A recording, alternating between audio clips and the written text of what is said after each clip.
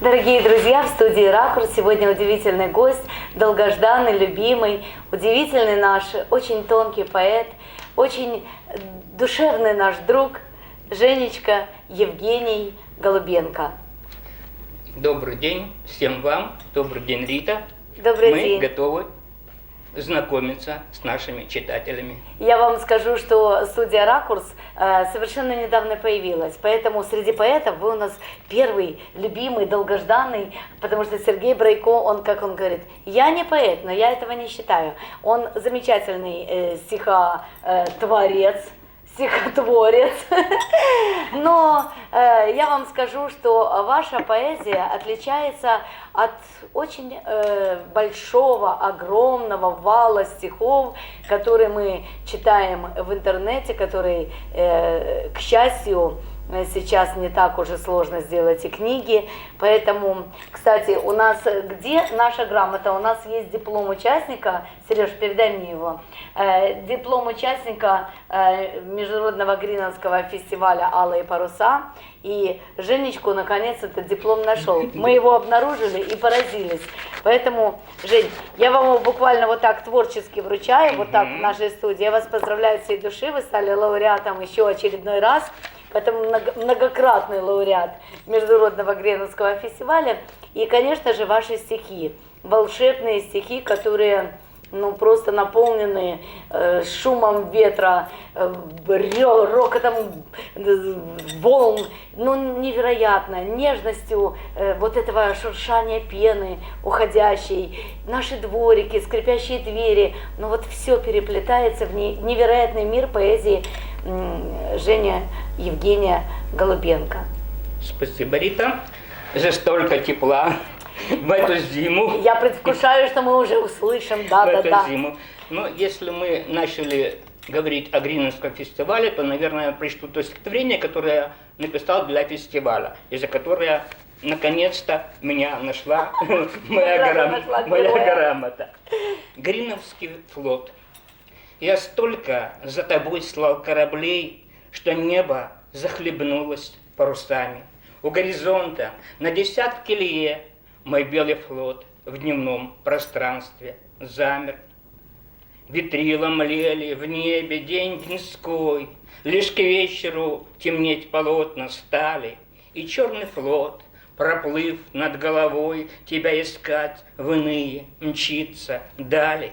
Но в час, когда медвяный крепок сон и грезами усеян сумрак пышно, тревожа отраженье мачты веслом, я за тобой на берег шлюпку вышлю, и чайки над заливом воспарят, и легкий бриз губами тронет кожу, и в паруса попавшая заря о наших чувствах алла сказку сложит. Очень приятно. Огромное спасибо. Очень душевно. Я вам скажу, что у меня среди одесских поэтов много есть людей, кого я очень люблю. Конечно же, это Людочка Шарга. Это невероятно. Вот женская поэзия, вы знаете, Серебряный век. Я не знаю, как назовут наш век, 21-й. Но если его назвать, я не знаю, как его назовут, но в нем обязательно будет Люда Шарга. И мне очень нравятся стихи нашей Жанны Жаровой. Очень приятные, тонкие, удивительно легкие стихи нашей Олечки Лесовиковой. Но тем не менее, вот мужскую группу для меня Игорь Потоцкий, Евгений Голубенко и так далее. Вот можно дальше продолжать. А вот хотелось бы узнать, я знаю, что вы работали педагогом, да? Хотелось бы узнать о вашей, как складывался образ жизни, как сложилось вот так, что вы стали именно поэтом. Потому что путь-то был далекий от поэзии. Первое что, если батюшка Господь не поцеловал в темечко, не мечтай стать поэтом. Только если сверху сказали, это тебе дано, пробуй, трудись и делай то, что тебе дано. Так и в свои 16, 17, 18 лет я тоже пытался уже вступать на стезю поэзии. Был в студии Михайлика, работал с ребятами, которые занимаются поэзией Но меня потянуло в гражданскую лирику, потянуло в диссидентство. Конечно, я был очень знаком с многими ребятами, которые сейчас в Москве находятся. Тогда выпускался альманах «Метрополь». Мы занимались его распространением. И, конечно же, КГБ я не мог избежать.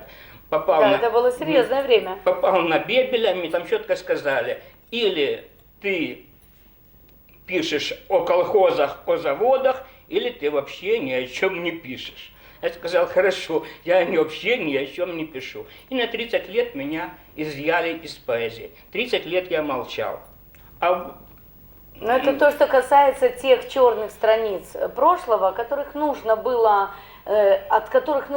уйти. Инакомыслие. За анекдот могли посадить в тюрьму, дитё расскажет анекдот в школе, опаньки, а папа-то уже сидит. И так далее. То есть это было жуткое время, ненормальное. То есть много было всего плохого на грани того, что было прекрасным. То есть вот прекрасное надо было сохранить. Ну, как всегда у нас, естественно, перегибы, когда плохое, в общем-то, как бы не уходит, а хорошее мы теряем. И вот в это прекрасное время как раз и закалялась сталь. Как закалялась сталь? Вот так она и закалялась, дорогие друзья. И через 30 лет... Но эти 30 лет я провел в школе. После того, как меня изъяли из поэзии, меня запустили в школу. Я пошел в школу старшим пионер-вожатым, проработал там 40 лет, вылазна в одной школе 40 лет, добился того, чтобы мои дети стали лучшими детьми, потому что это школа-интернат, я с ними с утра до вечера и суточно, круглогодично. То есть начали вы с пионер-вожатого? Постоянно я там с ними, с ребятами. Нас приглашали часто в молодую гвардию. Мы ездили в Киев, были делегатами съезда учителей. То есть стали лучшими. Я не привык делать как-то тяп-ляп что-то. Если чем-то занимаешься... То есть эти 30 лет вы не сидели на стуле. Вы нашли себя в другом и проявили не менее ярко. Делай так, чтобы за тобой потянулись, на тебя равнялись, и было все вот так вот. Работал, все, думал, страна, союз распался, союз ушел, но я продолжал работать, даже уже не было пионерской организации, уже у нас создалась своя организация, называлась она «Скорбы», то есть драгоценности. Мои дети были драгоценностями, и они добивались того, чтобы их уважали, их ценили, и чтобы они сами себя тоже уважали. Но с таким педагогом не могло быть иначе. И ценили. И в один из дней пришла выпускница одна, которая закончила школу-интернат, и пришла, и видно, она основательно села на иглу, видно, основательно она ушла в наркоманию, но я старался с ней говорить о том, что есть другие варианты для того, чтобы самому себя проявить, самому себя говорил. Ну, там, когда говоришь с такими людьми, у них они как холодец. Вот вроде бы толкаешь туда, а он мимо. А он назад отбирается, и опять он становится такой непробиваемый. Я думаю, елки-палки, если Бог тебе дал возможность говорить таким языком, чтобы можно было разбудить всех окружающих, достучаться до сердца. Почему ты не можешь написать так, чтобы ее пронзила насквозь твои слова, и чтобы она вышла из этого положения, в котором она сейчас есть. Я сел и за месяц написал книгу «Катя Мур». Книга, посвященная была этой девочке. Я ей через месяц пришел, дал, я говорю, Катя, вот книга о тебе, смотри, тебя любят, тебя ценят. Ты должна соответствовать этому образу, который я создал в этой книге для тебя. Через неделю Катя приходит, она эти книжки раздала своим знакомым по училищам, по всем этим раздала все эти книжки. И приходит через неделю и говорит, Евгений Дмитриевич, вот у меня есть дневник мой, откровенник. Если можно, что-то тоже напишите. Я взял дневник, почитал, у меня тоже был потрясен всем, что было написано в дневнике. И через 2 месяца выходит вторая книжка. Называется она «Год». Первая книжка называлась «Катя Мур», вторая книжка называется «Год без Мур». Невероятно. Во-первых, какой уровень доверия эта девочка имела к вам, чтобы дать свой дневник. То есть это действительно это высшая планка. А для нее, наверное, вы были единственным человеком, которому она могла настолько открыться. Итак, А расскажите же о судьбе немножечко, меня очень это заинтересовало. Она смогла вырваться? да. Она вышла замуж, родился ребенок, Боже. мальчишка у нее работает, все более-менее сложилось. Господи, как хорошо. Более-менее сложилось. Пусть Бог ей помогает, это очень здорово. Прям аж замечательно, аж И на вот душе я подумал полегчало. так, если Бог дал тебе дар пробивать Действительно, душу словом, пробивать, поэтому давай пиши. И у меня каждый год выходила по книге. В 8 году книга, в 9 году книга, в 10 году книга, в 11 году книга, в 12 году книга. Грянула революция гидности, а школа у меня находится на 16-й Фонтана, на Золотом берегу, чудесное место. И, конечно, она приглянулась имеющим власть и деньги. И, как называется, если вы слышали рейдерские захваты заводов, то это получилось рейдерский захват школы. Захватили школу, убрали оттуда руководство со школы, и через полгода я возмутился, потому что начали ущемлять детей-сирот. Я возмутился, как так, не имеете права, и другое, третье, и меня сразу же вызывают в СБУ. Как Было КГБ, теперь СБУ, и все тот же замечательный Евгений Голубенко. Опять здравствуйте. И говорят, понимаете, нам поступило сообщение, что вы думаете по-союзному. Такое сейчас нельзя допустить, чтобы вы думали, как в Союзе живется, и вы должны направлять наших детей, наше образование. Это недопустимо. Вы должны уйти отсюда, уйти из Одессы и где-то куда-то подальше в деревню, в глушь Саратов. Как жалко, что вы не записали этого чудесного оратора. И пришлось мне в 15 году уйти со школы. И вот до сих пор... и сказали, конечно, вы можете печататься в России, где угодно, но в Украине печататься вы не будете. И они свое слово держат. Пока что вот, начиная с 2014 года, ни одной строчки у меня не напечатали в Украине и в Одессе. В Одессе, когда обращаюсь напечатать, они говорят, вы печататься не будете у нас никогда. Ох, какая прелесть. Поэтому я остался только на полях интернета и книги до 2014 года. Ну, я вам скажу, что на полях интернета это главное, что сейчас есть, это читает весь мир. И если не печатает какая-то газетенка, а главный редактор, который является клерком вышестоящих, так сказать, властей, не стоит об этом переживать. Она не стоит того, чтобы на ней и в ней были ваши строки. Поэтому у меня такое мнение, я журналист, и я это очень хорошо знаю. И когда редактор смел, как деревянка, тогда, извините, и память о нем живет. Тогда мы можем гордиться. Да, мы работали с деревянкой, да, мы видели, мы слышали, мы были знакомы, нам повезло. А вот такое, даже не хочется и узнавать, где вас не печатают. Не стоит оно того, чтобы вас это задевало. Но сейчас есть возможность писать свои книги, и эти книги никто не запретит. Есть возможность выступать в ракурсе, есть возможность быть в одной когорте с отличными людьми, Ритой Колобой, Сергеем Брайко, со многими. И наш музыкант шикарнейший. Ой, у нас их много. Головин. И Сережа Головин. Да. Действительно, здесь много можно подчеркнуть интересного в этом пространстве, да. в этом пространстве, в общении. Поэтому я очень доволен. И, конечно, я продолжаю писать, как можно жить в Одессе и не писать об Одессе. Это нереально. И сейчас несколько стихотворений об Одессе, кое-что, чтобы вы примерно полюбили так же город, как люблю его я. Подслушанное. разбирая каракули и бред, что оставила чаячья стая, море птичье, бесхитростный след по слогам шепеляво читает, и, просеяв сквозь волны песок одичавших в бездействии пляжей, море ищет отточенный слог, что проймет, осенит, взбудоражит. Не беда, что зеленый прибой обновит интонацию к маю, все равно за губастой волной, будто школьник, слова повторяю. Как красиво! И губастая волна тоже хороша.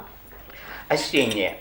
Краски рассвета и краски заката осень сумела свести воедино, чтоб с желтизною, айвовой, цукатной выкрасить листья, добавив кармина, красным, оранжевым, бурым, медовым, сотни нюансов и сотни оттенков. Осень стремилась раскрасить портовый город и пригород, крыши и стены. Мир канифолиевый, мир золоченый переплелись, дополняя друг друга. И по брусчатке, в том веке мощеный, ветер проносит из листьев хоругвие, ширилась осень, звала, разрасталась, неудержимо, объемно, вулканно, и на мгновение всем показалось, это надолго, на постоянно. Ах, как хорошо-то! Как хорошо! Карминно! Боже, боже, вообще! Поэтому, В Одессе. конечно, чистокровные родители, бабушки, дедушки, мамы, папы, все в Одессе, я в Одессе, дети мои в Одессе. Поэтому это наш город. Но я знаю, что очень многие, кстати, одесситы, которые действительно одесситы, они родились где-то, но они действительно настолько любят наш город, что они действительно одесситы. Поэтому я и спросила. Давай, читай. Потрепанный одесский старый двор. Потрепанный одесский старый двор, мелодию нащупывая скрипом, семи ветрам объятья распростер, шальным, залетным, бесшабашным, сиплым.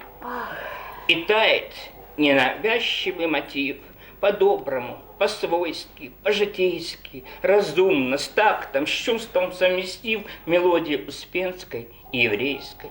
Мой старый двор, который век поет, тепло, светло, знакомо, колыбельно, и сердце тихо ёкает мое, скрипучей, потревоженное дверью. Как хорошо. Продолжаем. Да. Суббота, июль, декабрь.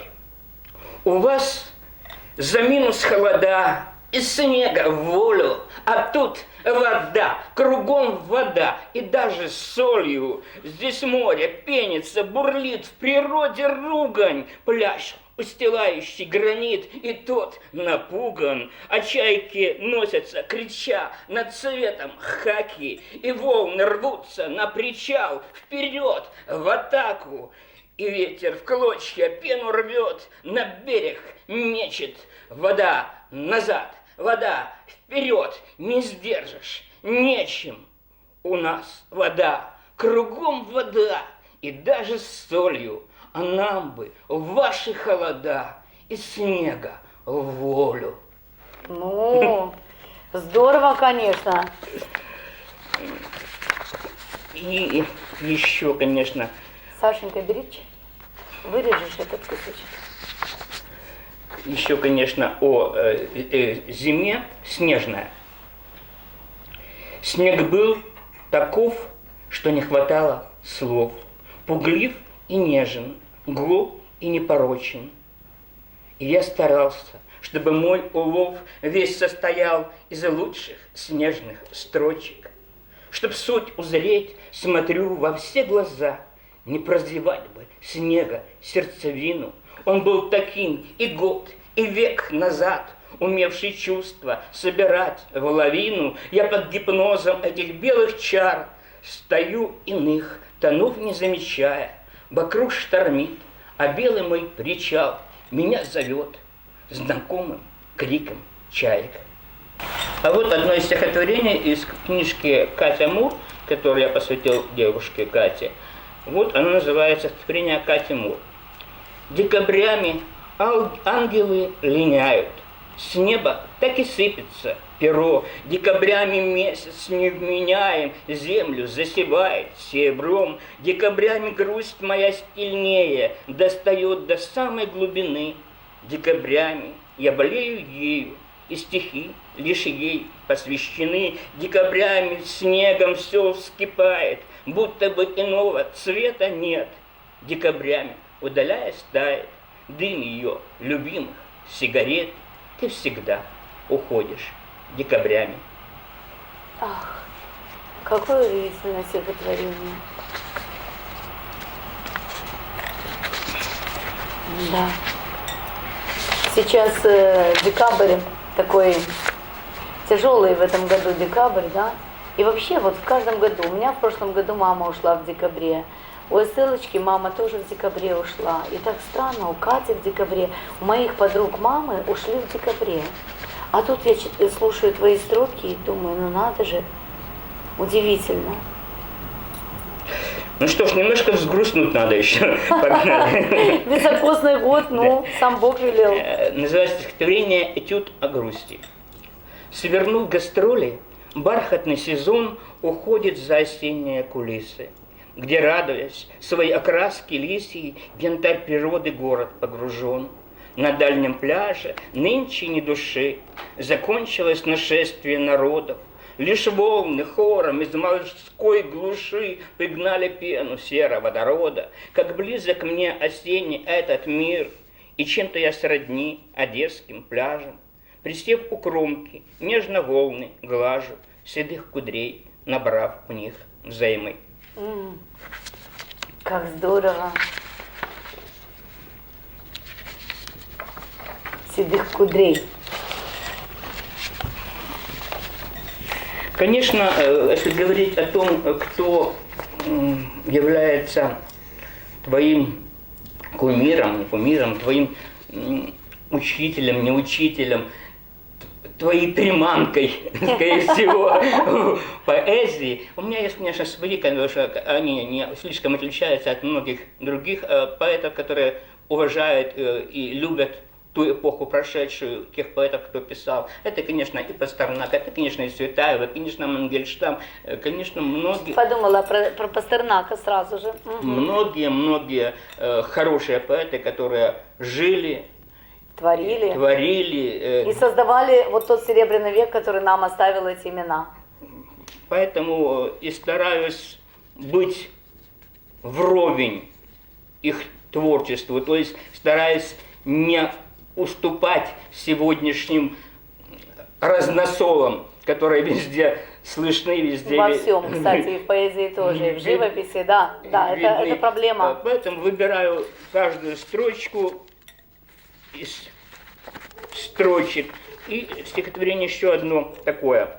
«Прощай. Я тебя не возьму в свой последний полет, в седину, в одиночество, в стужу. Кто любил, тот меня безусловно поймет и молчанием поддержит. К тому же я тебя не возьму, по-английски уйдя, лишь сочувствие выкажут двери. Мой задумчивый 100 лет смоет слезы дождя, и к луне морду вытянут звери. Я хотел бы тебе до свидания сказать, но не будет возврата. Мы старались любить и старались прощать, от рассвета шагая к закату. Я тебя не возьму в свой последний полет». Как хорошо и грустно. Как хорошо и грустно. Такими должны быть стихи. Хорошими, грустными, красивыми, душещипательными. Ой, щипают, а нету душу. Аж плакать хочется.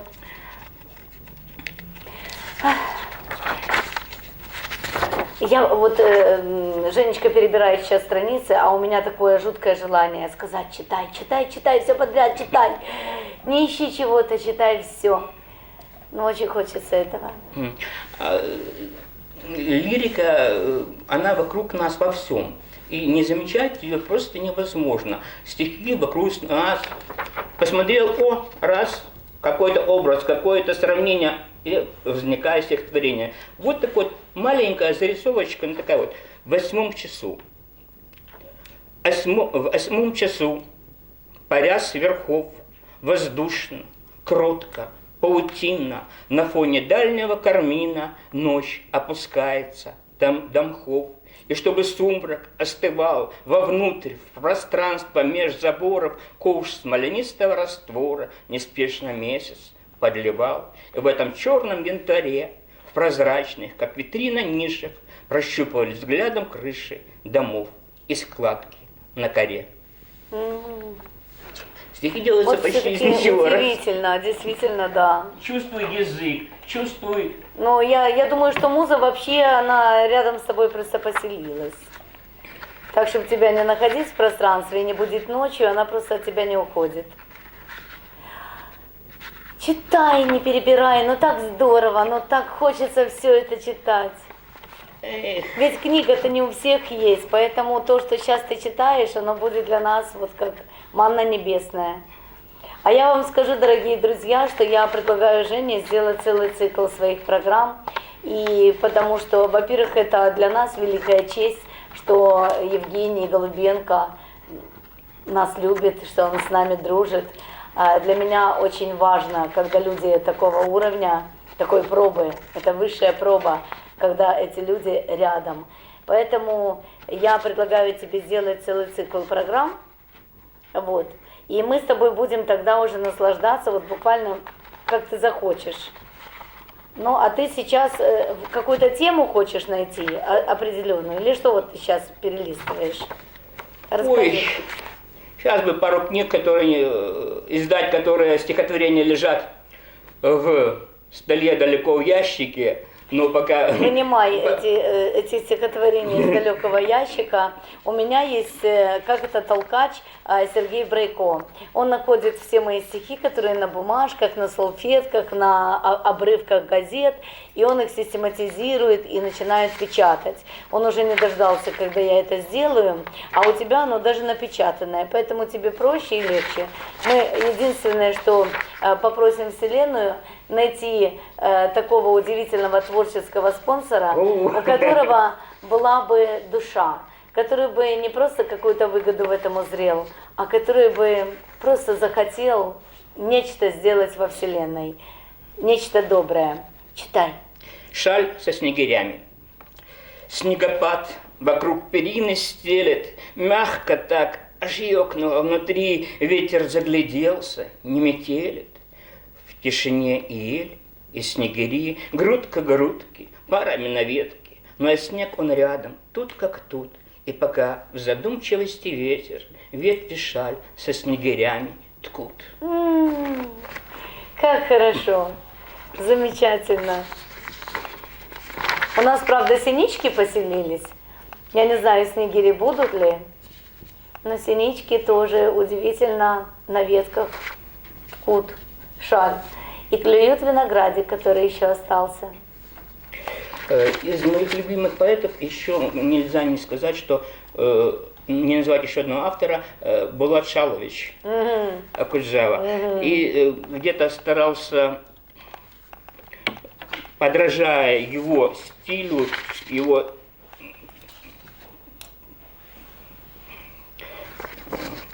«Беги, душа, не уставая».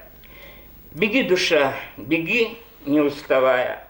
И каждая полвека новый круг. В 17 петь впервые начинаем. В 17 петь впервые начинаем. И сразу отбиваемся от рук. За 50 и все опять впервые. И без ребро. И сам уходишь в лед. Мы юные, мы знаете какие. Мы юные, мы знаете какие. Такие, что ничто нас не уймет. И каждая полвека все сначала. И без ребро. И строчку льет перо. Отмерено нам так ничтожно мало. Отмерено нам так ничтожно мало. Но каждому отмерено свое. Да, ты философ, однако. Однако, батюшка. Но сил нет с этими поэтами. Посмотрите, перетасовал всю карту. Вот всю колоду перетасовал. Что он там ищет? Это ж сил... А каждый перл. Вот читай, просто читай. Нет.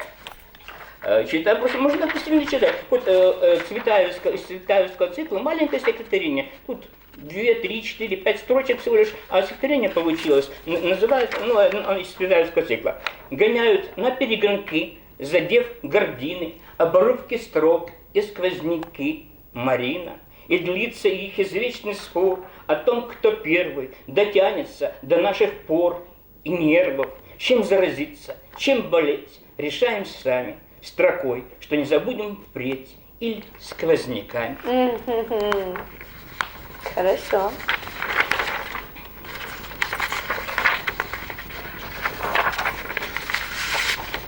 Мы на следующую программу сделаем такое правило. Женя Голубенко не будет иметь права выбора. Он будет читать все подряд. А мы будем наслаждаться. И давать ему возможность только отпить глоток чая. Годится. Шикарными шифонами шурша. По лестнице с Приморского бульвара стеснительность старая превозмочь.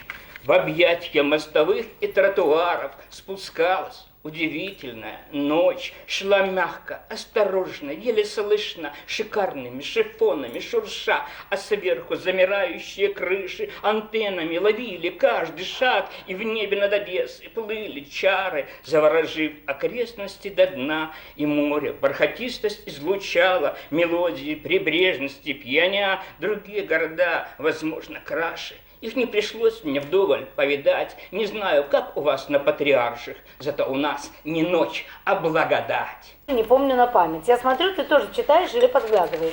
Я одно стихотворение только знаю на память, оно пришло вот как-то странно. И вдруг затормозило в памяти.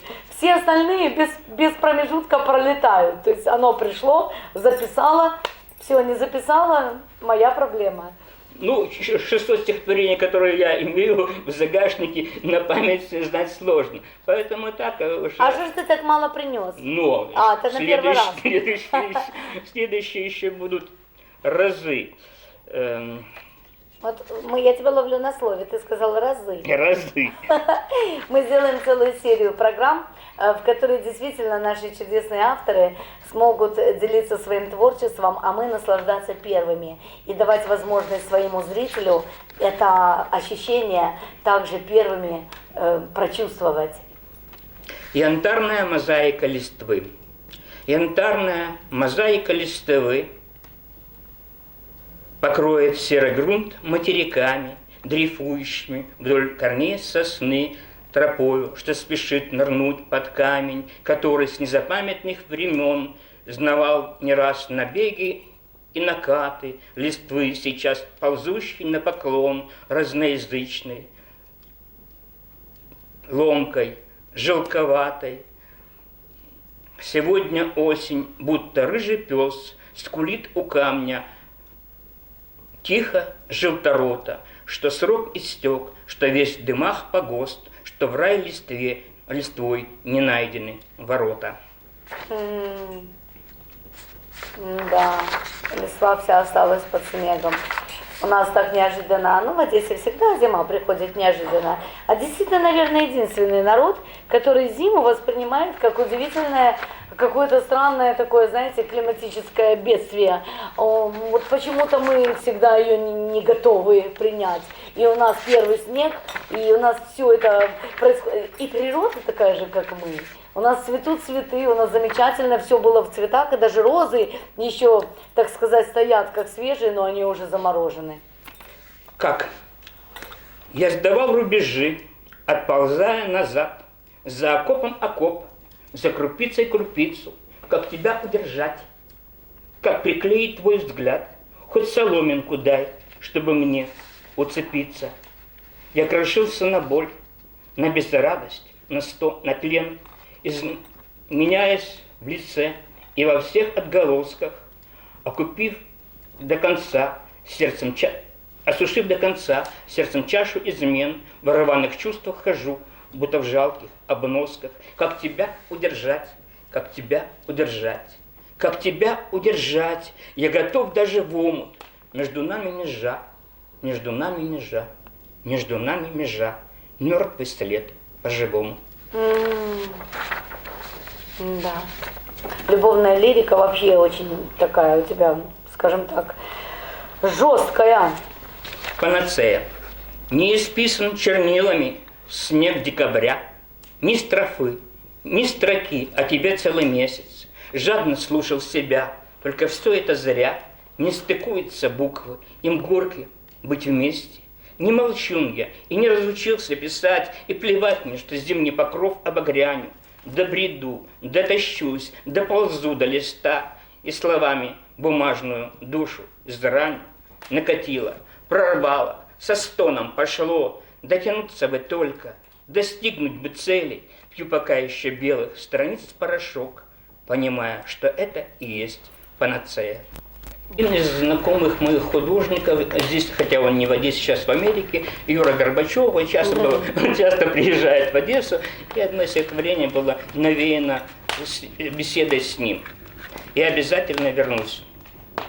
По городу, мой город узнаваем, ни с чем его не спутаешь, жаргон.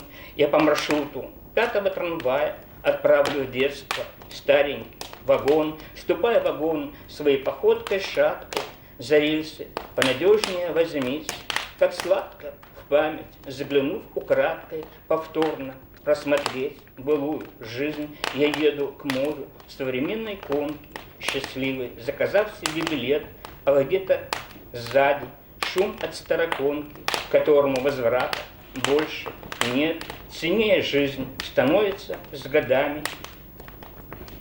Лишь после начинаешь дорожить общением с обычными друзьями, сумевшими до мудрости дожить. Кати вагон свой вдоль старого привоза, вдоль вечного привоза. Затем вокзал и к морю плавный спуск. Мой город, я к тебе, пока не поздно, за прошлым обязательно вернусь. Конечная Аркадия и берег. Волна чужую пыль с меня сотрет.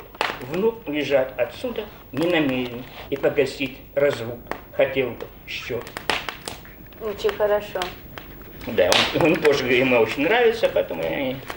Да. «Посеребренная любовь». Это из 3-й книги стихов, которая называлась «Посеребренная любовь».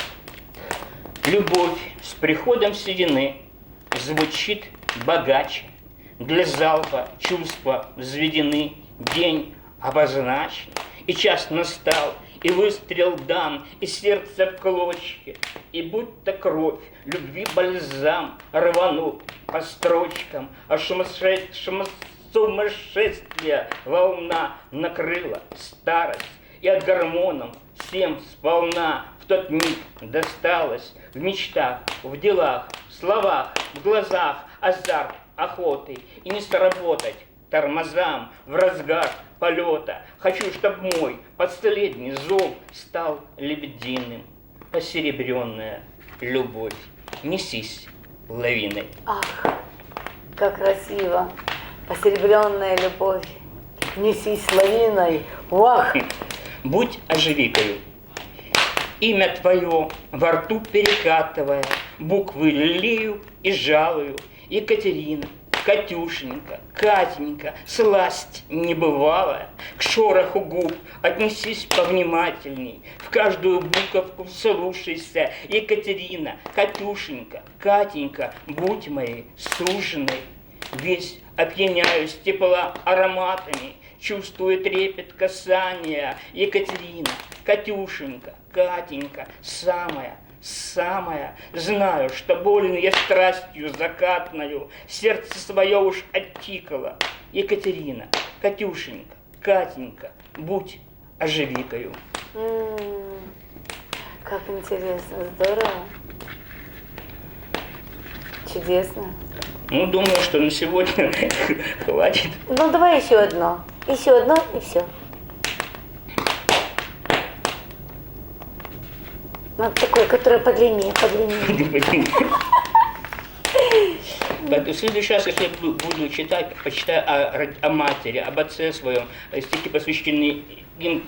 Посвящение, да? Просто в следующий раз у нас будут посвящения. Я их потерял, ну, конечно, оно невосполнимой утраты, и стихи должны быть точно соответствовать этому уровню, поэтому они есть, это будет следующее. Да, это хорошо. Ну вот у нас и тема обозначилась, посвящение. Ну вот хуторки или что это тут? Это уговорочка. Вот давай уговорочку. У меня одна книжка еще была с детскими стихами для детей, называлась она «Эльфийская сага», там была поэма о эльфах и современности, и много детских стихов. Вот одну из детских стихов я сейчас хочу прочесть. Уговорочка. За маму ложечку, за папу ложечку, еще немножечко, совсем немножечко. Давай, мой умница, давай, моя ладушка, потом на улицу пойдете с бабушкой, давай за кошечку, давай за Мурочку, урчит животик твой, желая булочку.